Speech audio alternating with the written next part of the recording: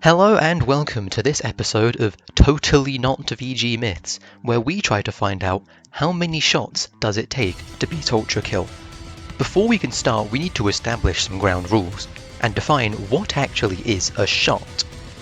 Well, very simply, a shot in this run is going to be any time we use the normal fire or the alt fire with any of the game's weapons and variants. The feedbacker, the knuckle blaster, the whiplash, ground slam, any form of friendly fire, and anything that we can use to our advantage that doesn't require using any of the game's base weapons does not count as a shot, even if we have to use the left or right click to perform them.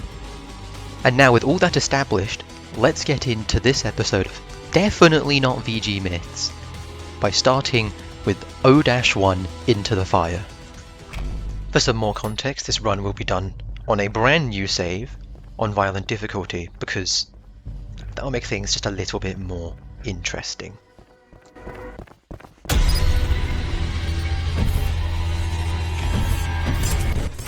O-1 begins by locking us in a room with nothing but some filth, a glass panel and the default revolver. So already this isn't looking great for our no-gun run.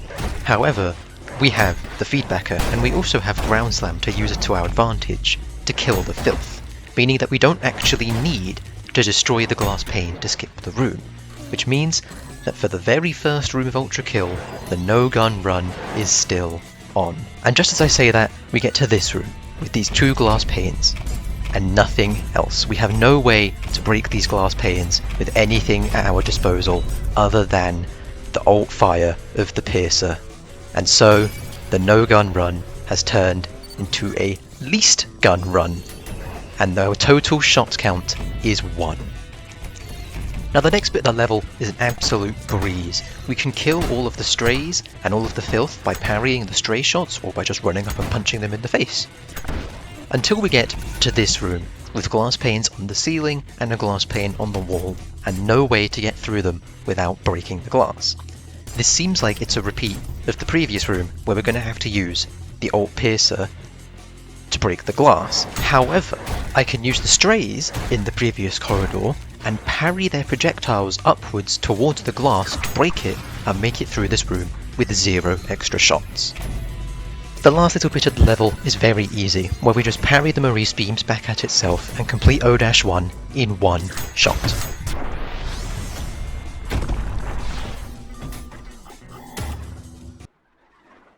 O-2 is a much easier level than O-1 to do, and can in fact be done in 0 shots by simply parry, parry, parry, and parrying our way to victory. O-3 can be almost entirely skipped by using an intended skip in the starting room. Usually you would use a weapon to break the glass panels in the ceiling, however we can parry a stray projectile to break the glass. We then have to fight Swords Machine, which we can quite hilariously kill by parrying him 21 times. Yes, I counted.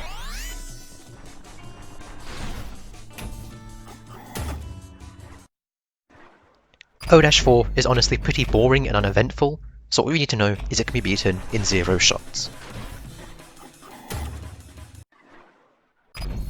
O-5 concludes our time in Prelude, and yet again it's relatively uneventful and can be beaten with 0 shots, but I wanted to include it this time, for no reason other than Ultra Balling.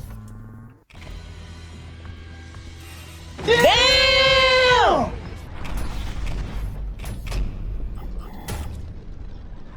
Now that we're into the main game, I'm only going to start showing the levels that I think are interesting to watch. If a level doesn't appear in the video, it's safe to assume that you can beat it very easily with 0 shots. Jumping ahead to 1-4 now, where I have to actually fight V2 for once. V2 is a very small and a very fast target whose parries are very weird to hit and take a lot of practice before you'll start getting them consistently. Luckily though, I have 500 hours in this game because I don't go outside, so this level is easily beaten in 0 shots. And we now unlock the Knuckle Blaster, which is going to be very, very helpful throughout the run. Now that we've unlocked the Knuckle Blaster, the DPS we can do is absolutely skyrocketed, and not only that, but I can now break breakable walls. like glass, or this wall right here that lets me get outside the map and skip the entire level.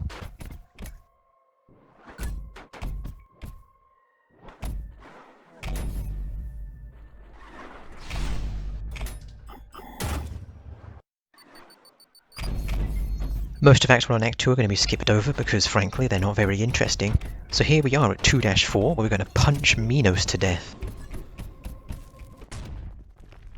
To maximise our DPS in the hand, we're going to use a very weird piece of tech that resets the Knuckle Blaster explosion cooldown if you swap back to the feedbacker before firing off your next Knuckle Blaster shot. Spamming this tech over and over again increases our DPS by just a little bit to make this fight go slightly faster. Coming up to the main event now, you know the drill, we're going to parry, parry, parry, parry, and parry our way to victory, completing Layer 1 and Layer 2 with no shots. And here we are at the climax of Act 1, with everybody's favourite twink, Gabriel ULTRAKILL. Now Gabriel Fists Only may sound like a difficult challenge, but to be honest it really isn't. All you have to do is keep your distance and just parry his spear when he throws it at you. And it does so much damage, the fight will be over before you even realise. Since I'm on Violent, when Gabriel moves into his second phase, he gains a new ring of swords that surround him, which prevents you from going in close range and going in for a punch with a Knuckle Blaster. However, Hikita forgot to factor in for the fact that I don't care, and just go and punch him anyway. With Gabriel defeated for the first time, we can now successfully say that Act 1 of ULTRAKILL can be beaten with only one single shot. This thing, you insignificant Act 2 with no guns will present a much harder challenge than Act 1 because there's all sorts of new enemies, new challenges, and oh. Never mind. Never mind. 4-2 starts out much the same way that 4-1 does, with skipping like half the entire level. However, it gets much more interesting than 4-1 because of one specific enemy, and that being the Virtue. Virtues with no whiplash and no weapons are very difficult to hit because they're just gonna fly away, way out of my range, and be a general nuisance. Just a side note here, this Maurice is clipped into the floor. I have never seen this happen before. I don't know what's going on here. Thanks, Akita. After grabbing the red skull and having to manually walk over to the pedestal to place it down, because I don't have a whiplash yet, we gotta go over to the blue skull room and deal with that next.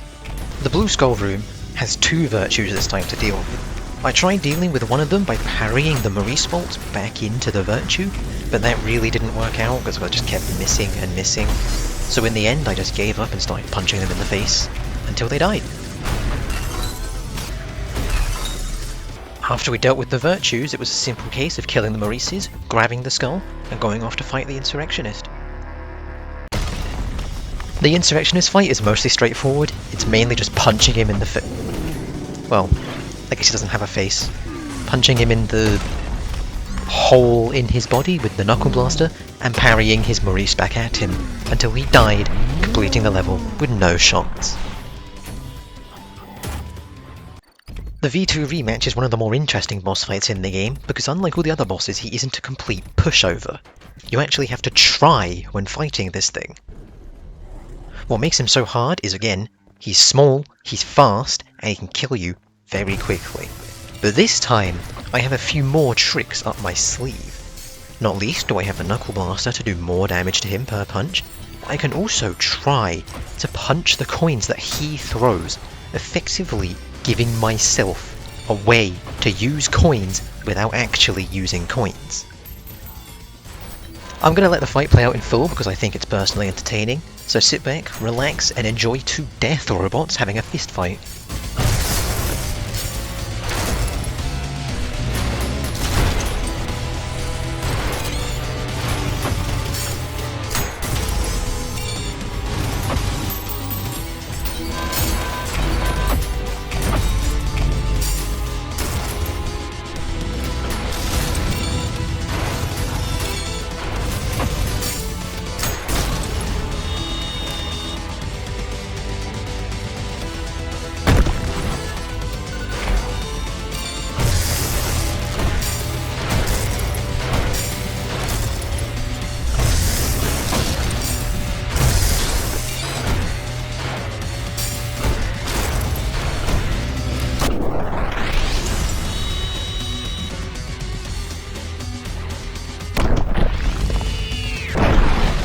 Don't worry, I'm sure he survived that fall, and there's no way that the creator of the game would be lying about this character being dead for a year and a half straight.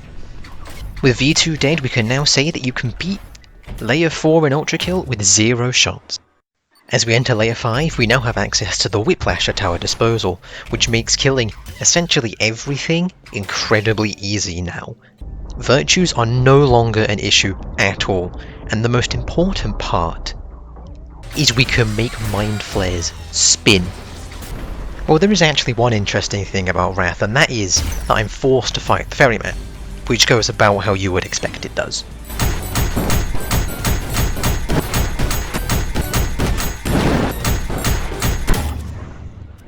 Just a weird little side note here, there's a button that's outside the map at this part of the game that you can hit with the Knuckle Blaster hitbox, specifically for challenge runs so you don't have to pick up the rocket launcher. Thanks, Akita.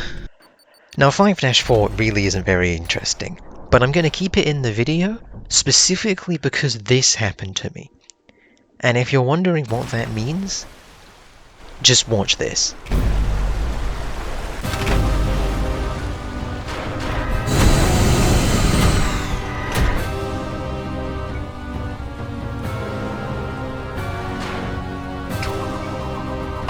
Okay, yeah, good fight, good game, thanks Akita. Also, if you didn't know, you can do this. What a good boss fight, am I right? But anyway, we've now beaten Layer 5 with 0 shots. Heresy starts off with quite an underwhelming level because of, well, this.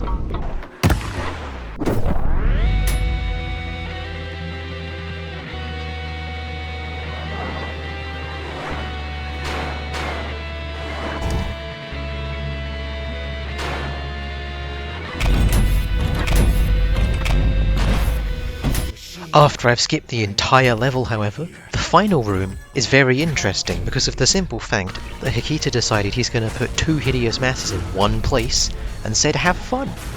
So you know what, Akita, I will have fun. Watch me have fun.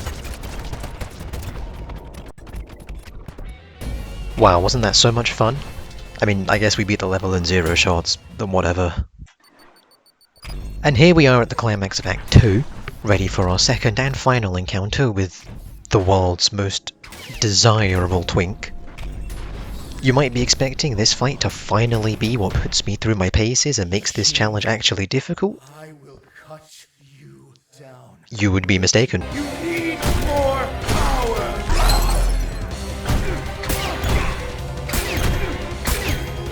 Is that the best you got? What is this feeling? I've never had a fight like this before. And you'll never have a fight like that ever again. By an object. At least until Treachery comes out. I've only known the taste. But with that being said, Act 2 of ULTRAKILL is able to be beaten with 0 shots. Combine that with Act 1 and our current total is 1 shot. I need some time to think. We will meet again, machine. May your woes be many, and your days.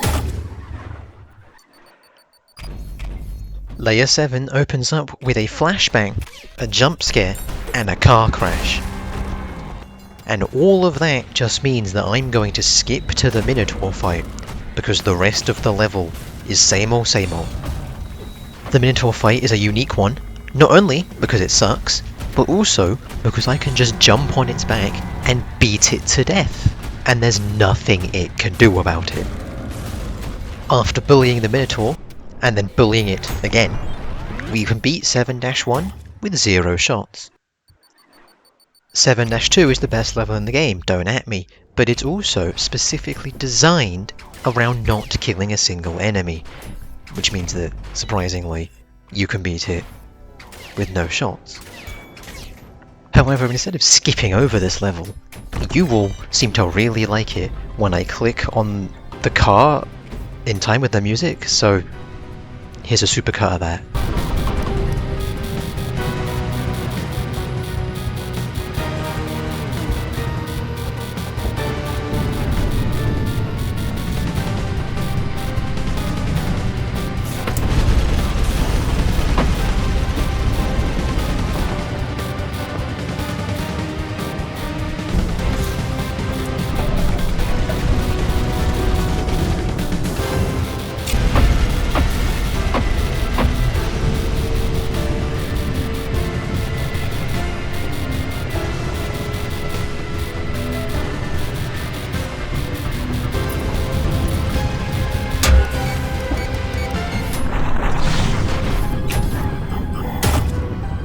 7-3 is weirdly enough one of the easiest levels in the game. Like, nothing really happens until you get halfway through the level, and then the level just kind of starts playing itself. And if you think that's an exaggeration, here's a sped up clip of how I beat the last room, and tell me in the comments if you notice something weird about it.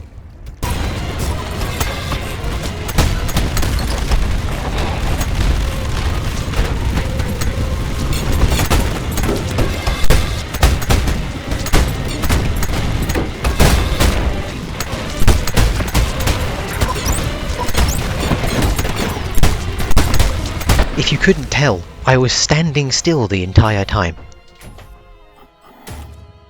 And now we have finally reached 7-4, the final level of our least gun run. Benjamin is standing there, very menacingly, waiting for us to strike him down with our wealth of weapons. But no, we're just going to walk up in to beat him up. I'm going to let the entire level play here, since it's the last level, and I want to just have it play in full. I'll come in now and then with commentary if I have it, but for now, enjoy the gameplay.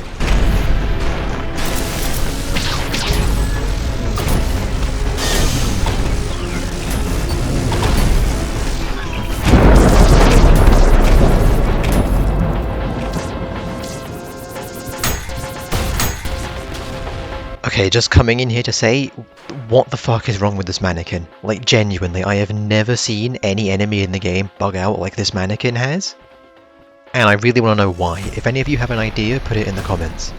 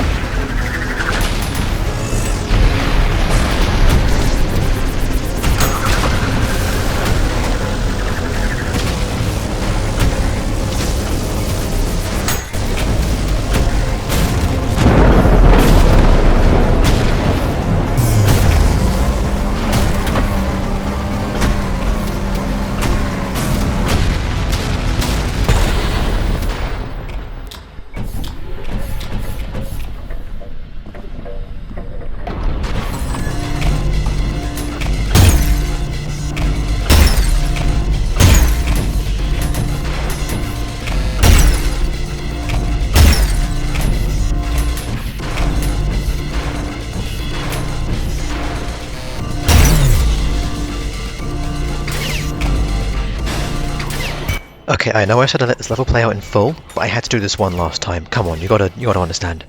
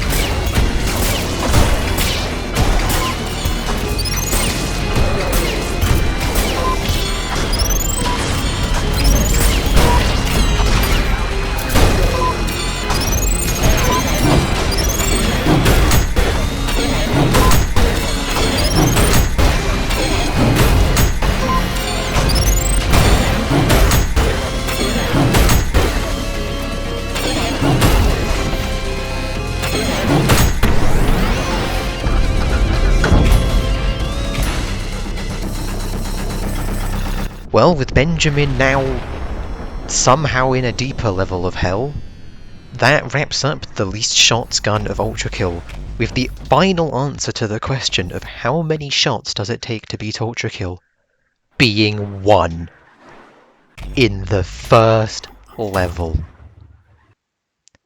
Now I understand, if you want to do an out of bounds run, you can do pipe clip to skip this shot and beat the game in 0 shots. However, I wanted to keep this run in bounds because frankly, out of bounds is kind of lame. You can argue with me if you want to. Make your own video and get 0 shots. I don't care. It's not like I came up with this format. But regardless, this video took a lot more effort than I expected when I went into making it, so I would really appreciate it if you liked and subscribed. Anyway, I'll see you in the next one.